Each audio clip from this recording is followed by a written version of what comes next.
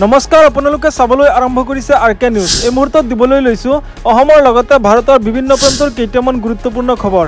আজিৰ প্ৰথমটো খবৰ হৈছে ফেচবুকত সাম্প্ৰদায়িক পোষ্ট কৰি গ্ৰেপ্তাৰ হৈছে 8জনকৈ লোক।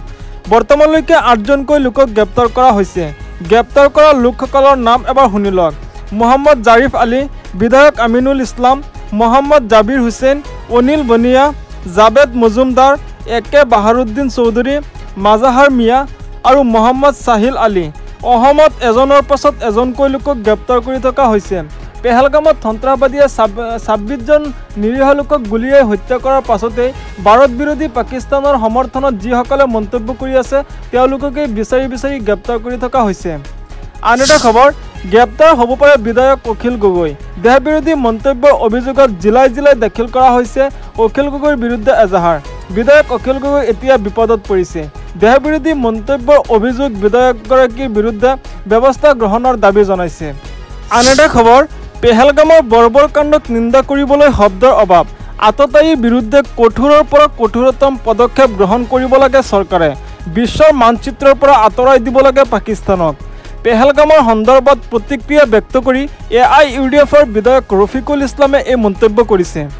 পৰৱৰ্তী খবৰ, প্ৰধানমন্ত্ৰী নৰেন্দ্ৰ মোদীয়ে এতিয়া দেখুৱাব লাগে 56 ইঞ্চিৰ বুকু। এতিয়া বহি থকাৰ সময় নহয়। সন্ত্ৰাসবাদীৰ বিৰুদ্ধে শ আমচুৰ গৰ্জন। এতিয়া বহি থকাৰ সময় নহয়। সমগ্ৰ ভাৰতীয়ৰ ওপৰত আক্ৰমণ কৰিছে আততায়ীয়ে। 1 মিনিটো সময় নষ্ট নকৰাকৈ চৰকাৰে ব্যৱস্থা ল'ব লাগে। পেহেলগাম কাণ্ডৰ বিৰুদ্ধে আমচুৱে গৰ্জন কৰা পৰিলক্ষিত হৈছে। বিপদৰ সময়তে সংখ্যালঘু মুছলমান মোদীৰ সৈতে আছো বুলি মন্তব্য কৰিছে আমচুৰ সভাপতি ৰেজাউল কৰিম চৰকাৰে। আন এটা খবৰ, পাকিস্তানক সমৰ্থন কৰাসকলক গ্ৰেপ্তাৰ কৰা হ'ব। মুখ্যমন্ত্ৰী হিমন্ত বিশ্ব শৰ্মাই কঠোৰ মন্তব্য কৰিছে। যিয়েই পাকিস্তানক সমৰ্থন কৰিব তাকেই গ্ৰেপ্তাৰ কৰিম। এতিয়ালৈকে 7জনকৈ লোকক গ্ৰেপ্তাৰ কৰা হৈছে। বহুকেইজনক বিচাৰি থকা হৈছে।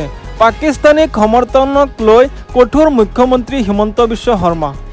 এনেধৰণৰ খবৰ নিতৌ পাবলৈ চেনেলটো ছাবস্ক্ৰাইব কৰি ভিডিঅ'টোত এটা লাইক কৰি দিব। ধন্যবাদ।